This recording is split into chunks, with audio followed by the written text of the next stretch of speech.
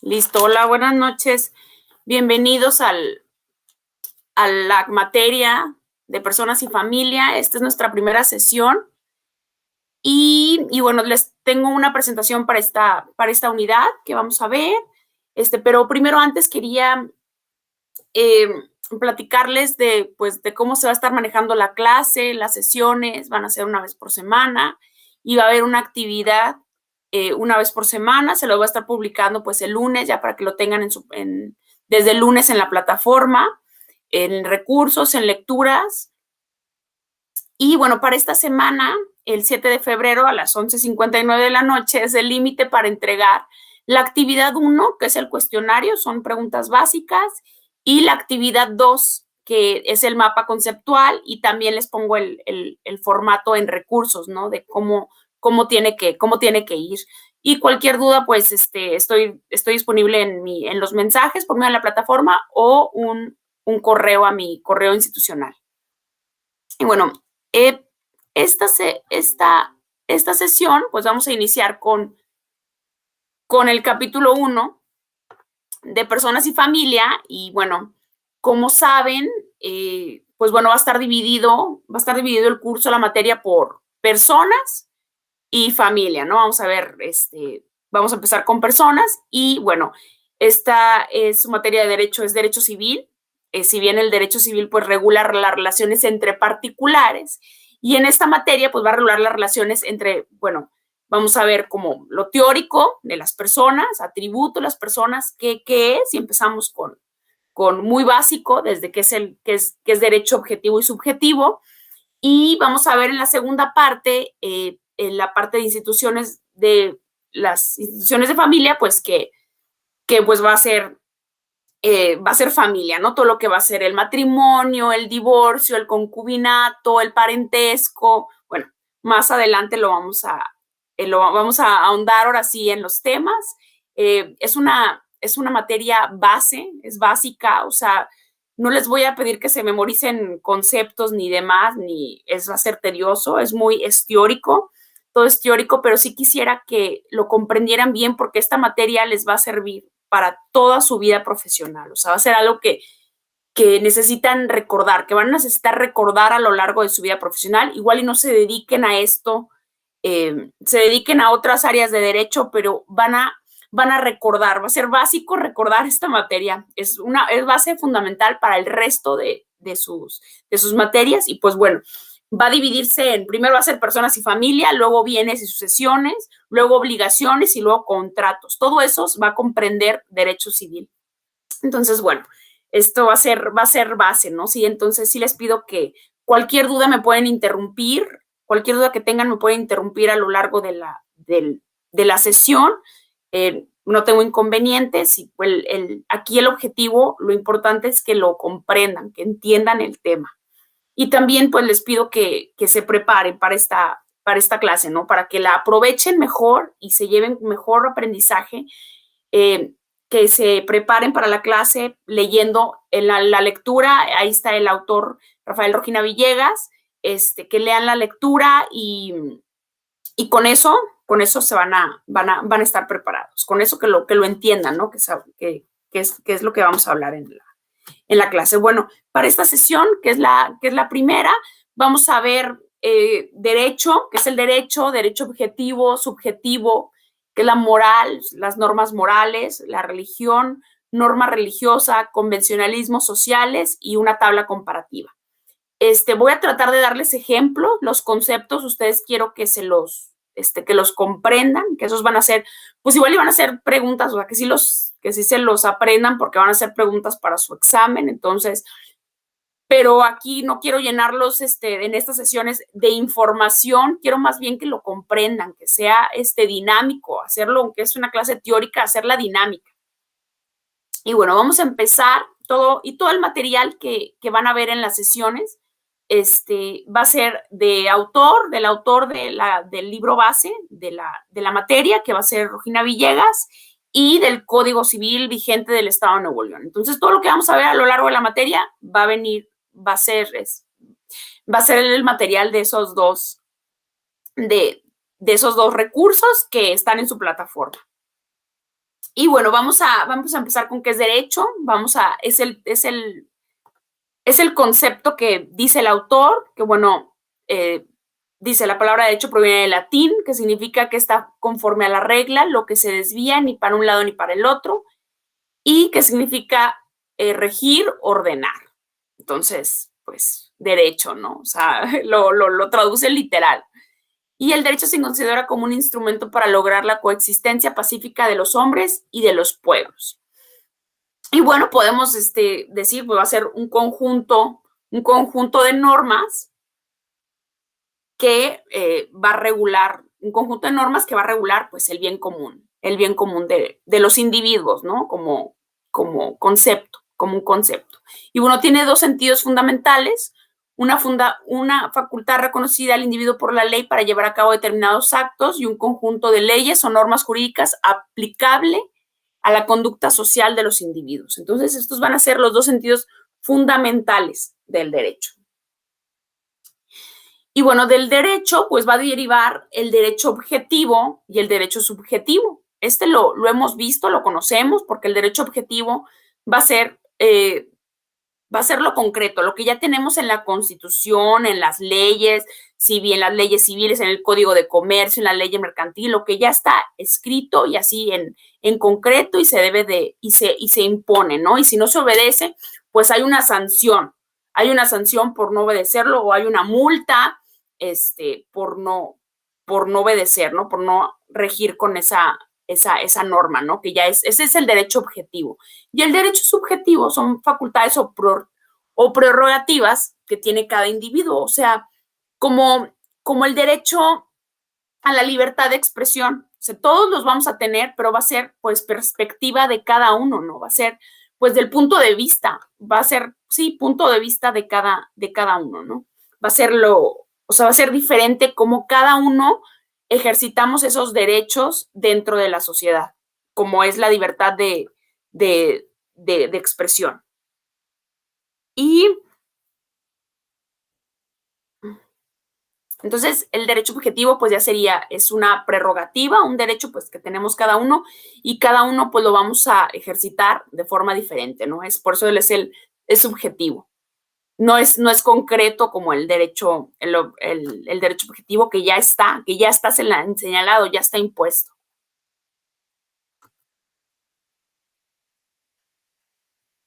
Bueno, aquí también aquí es otro concepto que ya es de norma jurídica. Bueno, ya nos vamos a lo que es la norma jurídica, ¿no? Y bueno, existen diversas especies de normas, tales como las normas jurídicas, morales y religiosas. Y la norma jurídica, pues va a ser el conjunto de disposiciones generales y obligatorias creadas, impuestas por el Estado para ordenar, regir y coordinar a la vez la conducta social del individuo según los fines que se estimen necesarios. Entonces aquí, o sea, nos dice la norma jurídica, pues va a ser pues un conjunto de disposiciones generales, pues que van a ser obligatorias y creadas con el fin de pues regular al individuo, ¿no? En sociedad o en esa materia, por ejemplo, bueno, o sea, una norma de tránsito, pues va a ser con el fin de regular pues la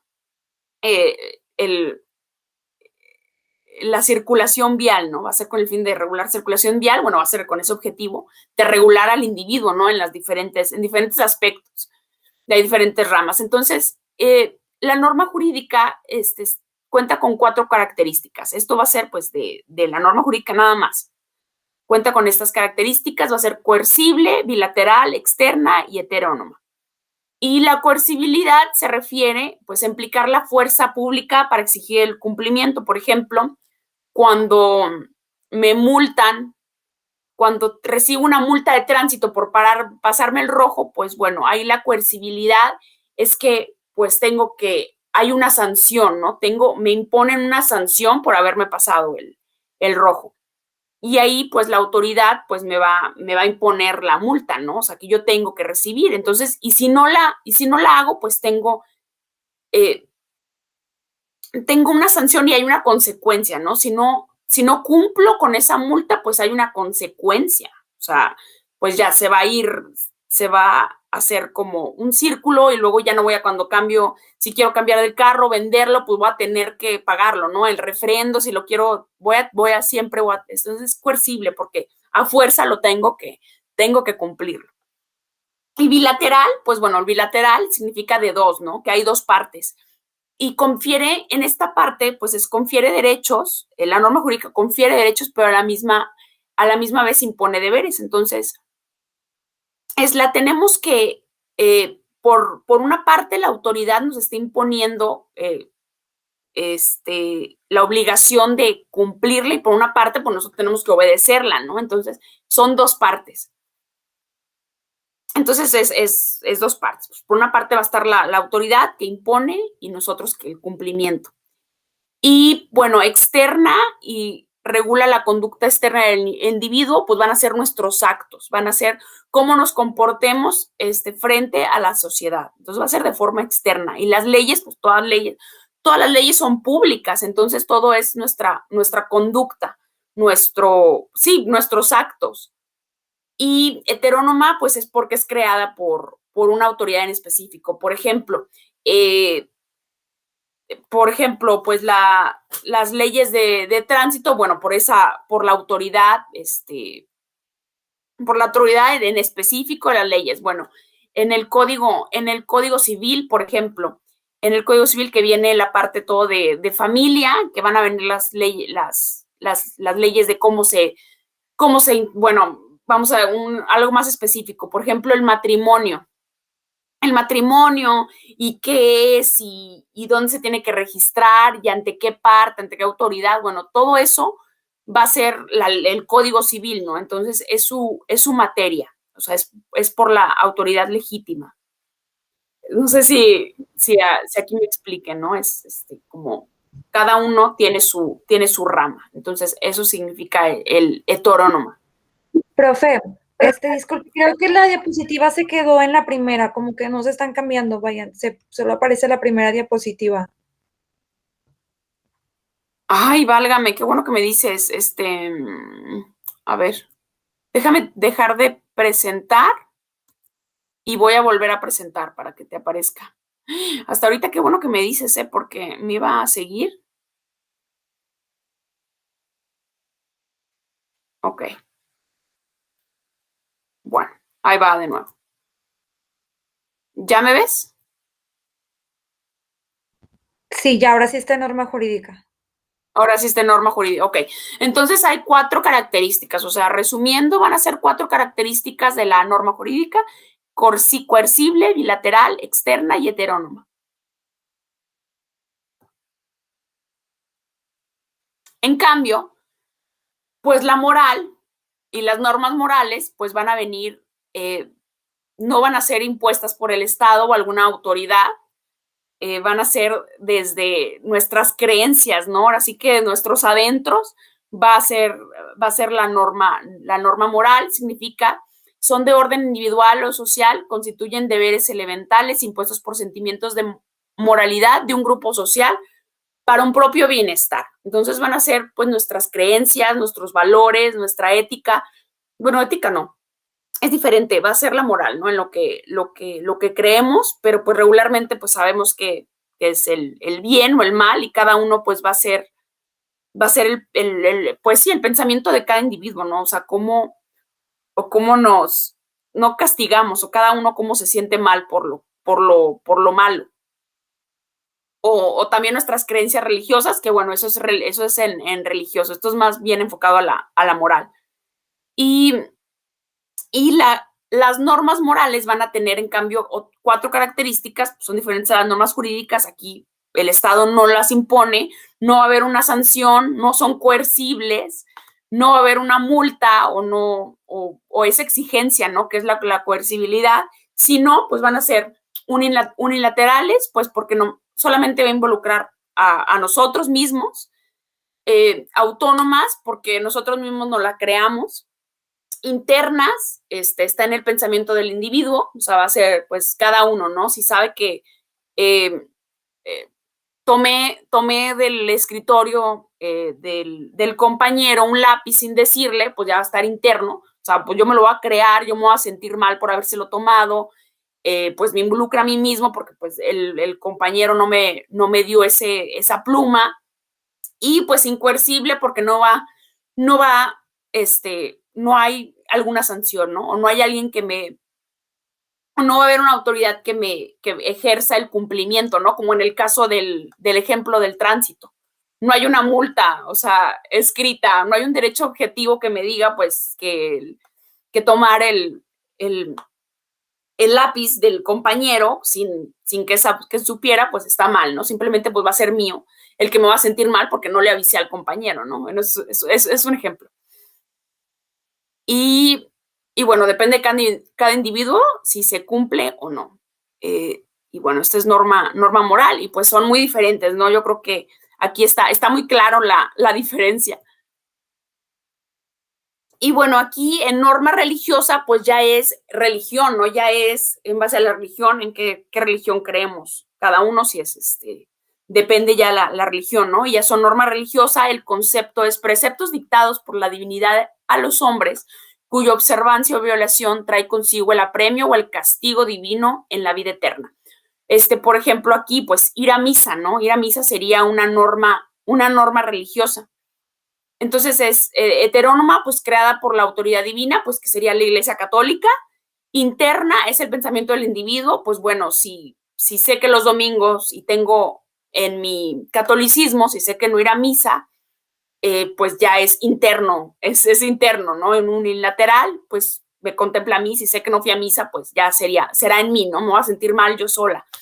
Es incoercible, pues porque no, o sea, Dios no va a venir a castigarme por él. O sea, bueno, en términos reales, ¿no?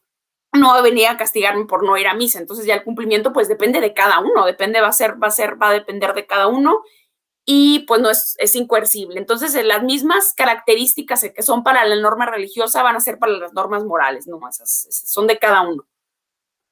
Y pues su cumplimiento no genera ninguna sanción jurídica, sin embargo, pues puede generar alguna sanción dentro de la religión, a la que uno pertenece, ¿no? Y aquí, convencionalismos sociales.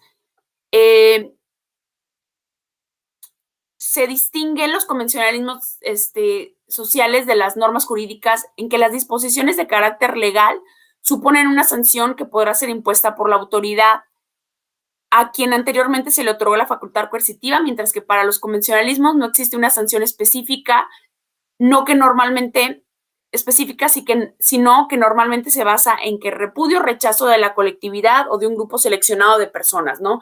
Entonces, bueno, van a ser convencionalismos sociales, tampoco van a ser coercibles, no nos va a exigir la autoridad, sino que van a ser creados por la sociedad. Se me viene a la mente un ejemplo que podría ser cuando vamos manejando y que le damos el pase al peatón, bueno, pues no hay ninguna norma que diga, pues, que si va a pasar alguien que, pues, que dejes pasar al peatón primero si vas manejando y vas a dar vuelta y dejas pasar al peatón, ¿no? No hay ninguna ley, pero en cambio es un convencionalismo social, porque si no lo haces, pues hay un rechazo de la sociedad, ¿no? Ay, ¿cómo se pasó sin dejar pasar al peatón, ¿no? Entonces no hay una sanción jurídica, pero sí hay un rechazo porque la misma sociedad pues ya lo crea, ¿no? La misma sociedad lo está creando. Y bueno, ese sería el convencionalismo social. Entonces, de manera de repaso, vimos lo que era la norma jurídica. ¿Mandé? ¿No? Bueno, manera de repaso, vimos lo que era el concepto de norma jurídica, norma moral y norma religiosa. A ver si me ayudan apagando su micrófono, por favor. Gracias. ¿Qué tal? Buenas noches. Bienvenido. Entonces, veíamos el concepto de norma jurídica, veíamos que es coercible, que esa sí tiene una sanción, que es externa, que regula la conducta externa del individuo. Y bueno, veíamos a diferencia de la norma moral y la norma religiosa, que son internas, ¿no? Cada uno nos sentimos mal si cumplimos o no, y no es coercible porque no hay una autoridad que nos exija su cumplimiento, ¿no?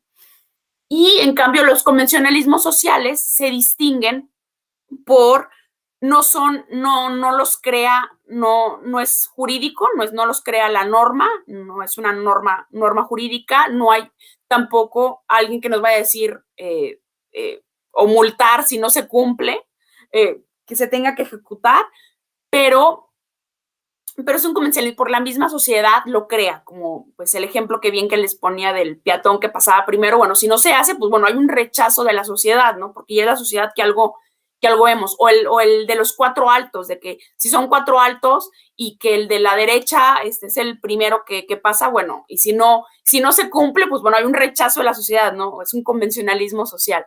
La ley no lo dice, que así tenga que ser, tampoco pues la norma moral, pero bueno, sería un ejemplo de convencionalismo social. Y bueno, aquí hay una tablita comparativa de que cuáles son las normas, si las normas jurídicas generan una sanción, bueno, sí generan la sanción. Las normas religiosas, pues generan una sanción, pero no va a ser por la autoridad, no va a haber una multa, o sea, no, por ello, pues va a ser impuesta por la misma religión.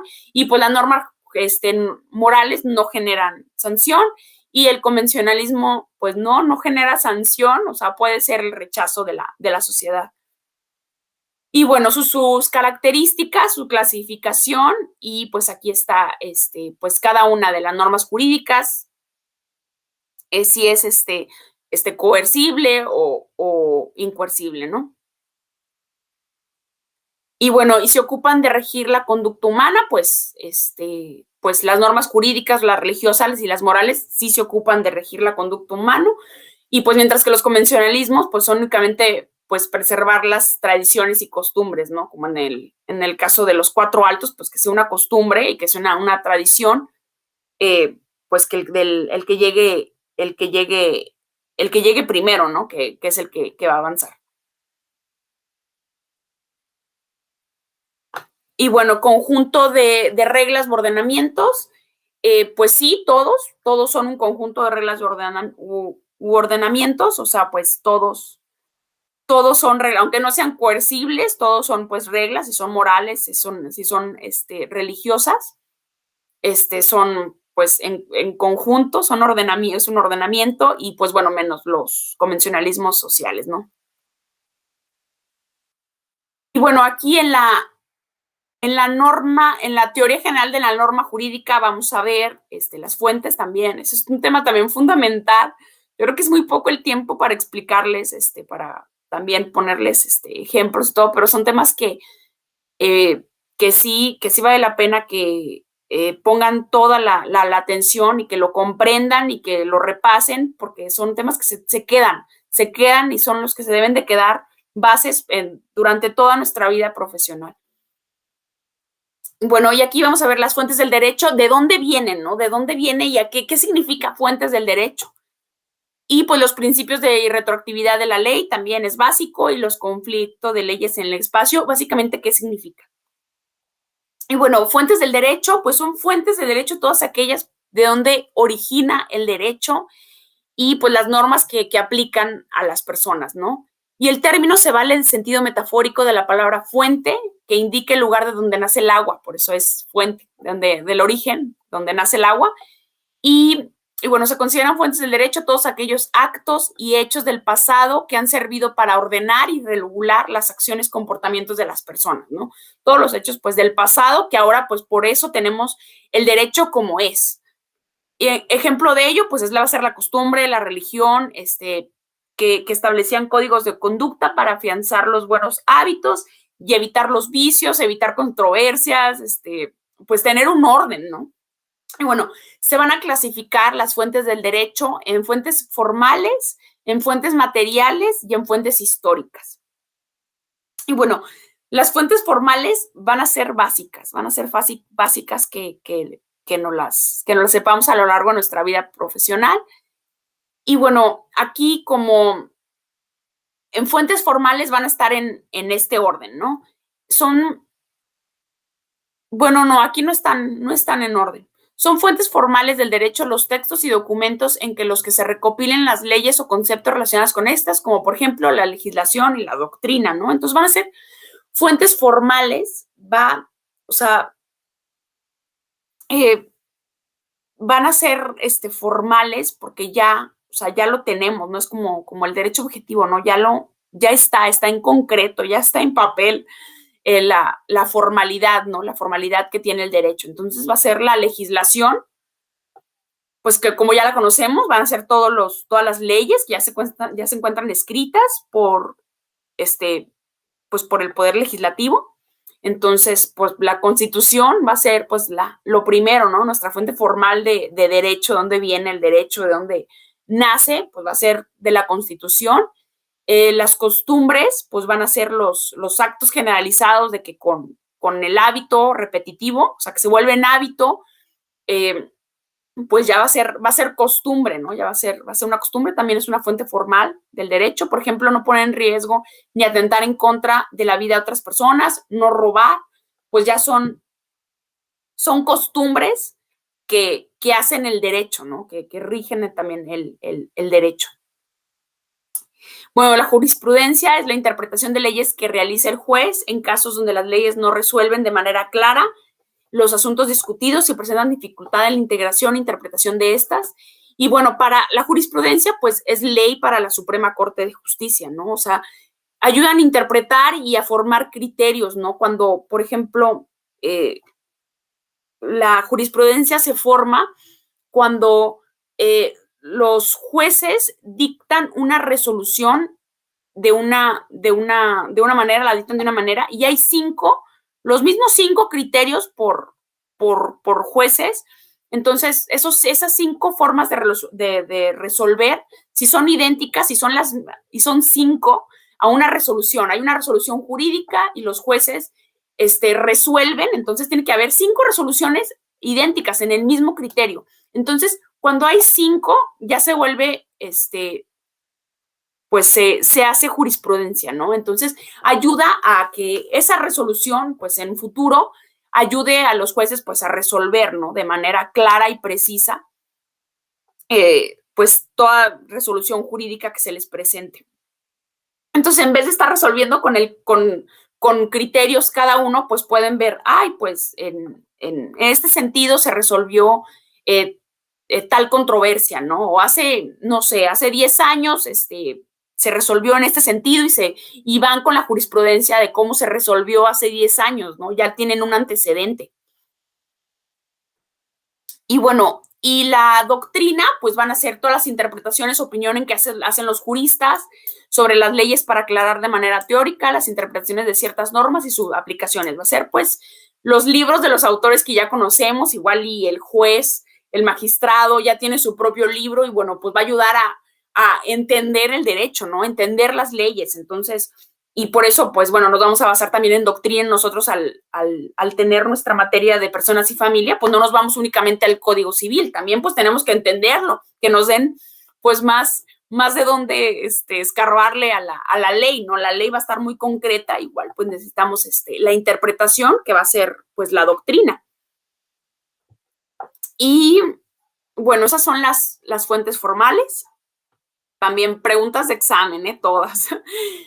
Preguntas materiales o reales, pues van a ser, pues como decía el concepto de la fuente, ¿no? De dónde vienen todos los sucesos reales a través, pues, que ocurrieron en el pasado y que, pues, de ahí se regula, si ahí ya se regula, ¿no? De ahí viene la regulación pues, van a ser la Revolución Mexicana, ¿no? ¿Qué más? ¿Qué más que la Revolución Mexicana va a ser la consecuencia, pues bueno, del artículo 27 constitucional, donde se consagran la propiedad y repartición de tierras y, por ejemplo, pues también el derecho del trabajo, ¿no? Con toda la revolución que peleaban los derechos de los trabajadores, pues nace el artículo 123 constitucional, donde ahí se plasman los derechos de los trabajadores. Entonces, bueno, esos hechos fue el impacto tal de toda la revolución que hubo, que bueno, ya se hace, pues ya es una fuente, ¿no? Que es también, o sea, pues es nuestro derecho como ahora lo conocemos.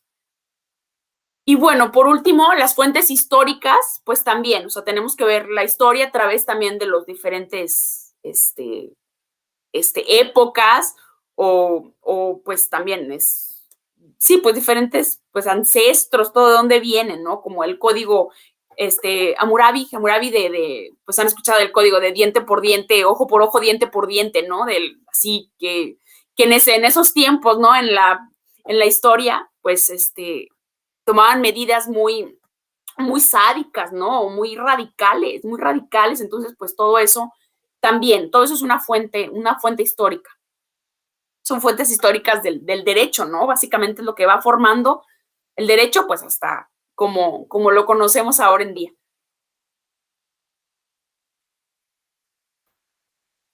Y también el principio de retroactividad de la ley, también es súper importante conocerlo, se plasma en el artículo 14 de la Constitución, es donde dice que ninguna ley se dará en efecto retroactivo con perjuicio en contra de alguna persona. Y pues bueno, aquí pues les pongo un ejemplo, no, por ejemplo, dice, Juan fue sentenciado a prisión 3 años por un delito de robo con violencia.